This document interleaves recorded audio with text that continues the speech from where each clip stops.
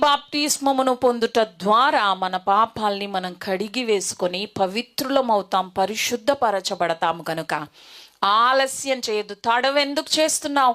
నీవు ఇంకా తడవు చేయకు. ఆయన రక్షకుడని, ఆయన నీ కొరకు ప్రాణం పెట్టాడని, ఆయన గొప్ప దేవుడని, ఆయన సజీవుడని, ఆయన ఏమైనా చేయగల దేవుడని, ఆయన ద్వారానే ఆ నిత్య జీవం, నిత్య రాజ్యం అని అన్నీ తెలిసాక ఇంకెందుకు తడవు చేస్తున్నావంటూ దైవజనుడు మాట్లాడుతున్నాడు. తడవు చేయకుండా చేయవలసిన పని ఏమిటి అనంటే నీటి బాప్తిస్మమును పొందటం. దేవునికి స్తోత్రం కలుగునుగాక. హల్లెలూయా. బాప్తిస్మము పొందితే సభ్యత్వం, బాప్తిస్మం పొందితే ఇంకేమేమో ప్రయోజనాలు, లబ్ధి ఏమీ లేదండి.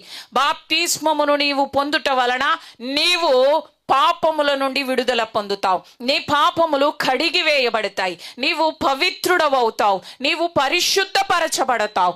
పరిశుద్ధులు మాత్రమే ఆయన రాజ్యము చేరగలగరు. దేవునికి స్తోత్రం కలుగునుగాక.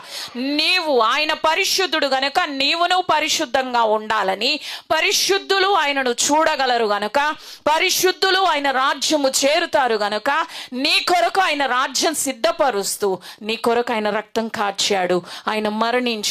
ఆ మరణము యొక్క పునరుత్థానము యొక్క సాదృశ్యముగా ఉన్న ఆ నీటి బాప్తిస్మపు అనుభవాన్ని నీవు పొందుట ద్వారా నీవు కూడా పరిశుద్ధపరచబడి ఆయన రాజ్యముకై సిద్ధపడతావు. దేవునికి స్తోత్రం కలుగు.